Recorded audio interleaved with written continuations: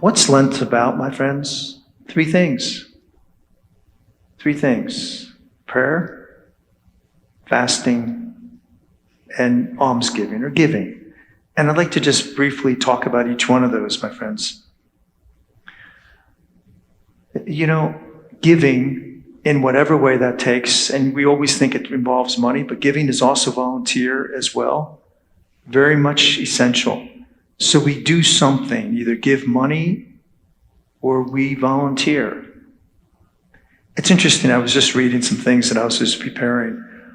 Always give without remembering. Always receive without forgetting. Interesting, isn't it? Always give without remembering. Always receive without forgetting.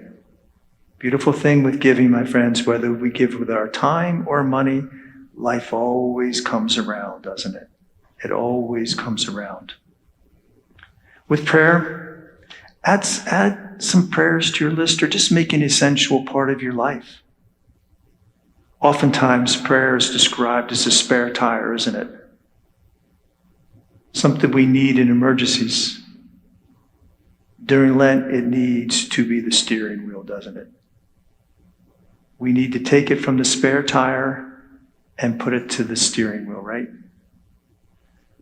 You know, my friends, sometimes we feel our prayers are awkward or feeble, and they may be. But what's required of prayer? Just a sincere heart and our time. That's all what's needed. And see, the power lies in not in what our words say, but who we're praying to. We get access to his power, right? We get access to his power. And finally, giving things up. We talk about it often, and people say, I'm not going to do that. You know, that's passé. No, it's very relevant, my friends. Giving things up is very, very important and relevant. In what way? First off, it strengthens our will. We don't have to give up major things. Give up desserts, eating between meals, TV, computer, for certain periods of time. It strengthens our will, my friends.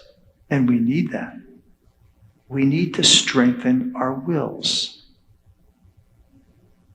There was in the early Persian Empire, Cyrus was the emperor, and he captured a prince and his family.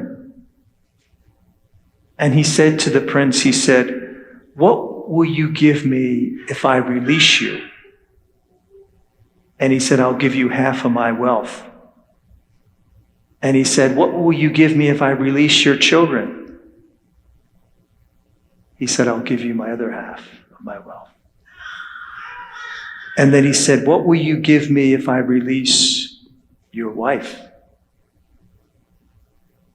He said, I will give you myself.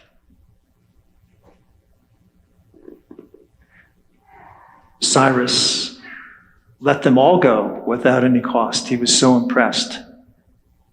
And the prince said to his wife after they were free from captivity, and he said, wasn't he a very engaging and handsome man?